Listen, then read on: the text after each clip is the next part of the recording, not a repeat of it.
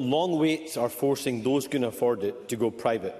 A two-tier health service in Scotland is now beyond question.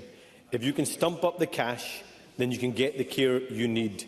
But we all value an NHS free at the point of use. Yet Scotland is sleepwalking into sacrificing this principle, threatening the very existence of the National Health Service as we know it. Not my words, Presiding Officer, the words of Dr Ian Kennedy, the chair of BMA Scotland, talking about the NHS in Scotland right now on the SNP's watch. Is Dr Kennedy wrong?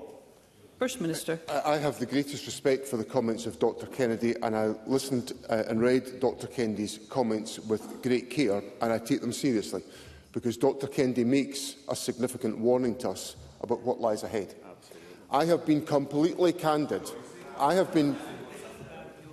Well, this will be interesting to see, because I don't think it's any secret that we're going to have a Labour government in a little while time, and we're going to have to see how the dialogue develops here. Yep. To see, because in about a week on Friday, the issues that have been raised with me about the health service are going to be the Labour Party's problem, and they're going to have to engage. Mr Mara, I don't need you to shout at me about taking responsibility. I take my responsibilities deadly seriously. But what I'm calling for is a serious conversation about what lies ahead.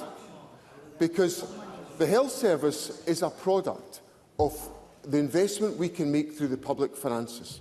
And as I've just explained to Mr Ross, when we came to office, the health service occupied 33% of our budget, and it now occupies nearly 50%. So we've taken the hard decisions, including increasing tax on higher earners, to invest more in the health service, which Mr Mara and Mr Sarwar want us to reverse.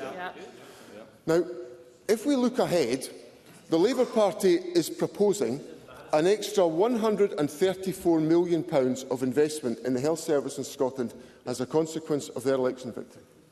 That's what they're offering. The last spring budget health consequentials that we got from the awful Tories were £237 million. So I invite Anas Sarwar to do the maths. We cannot prolong austerity, and that's what the Labour Party is offering. And until the Labour Party offers a sensible way out of austerity, people in Scotland won't take it all seriously. Anas Sarwar. Officer, that is frankly an embarrassing response.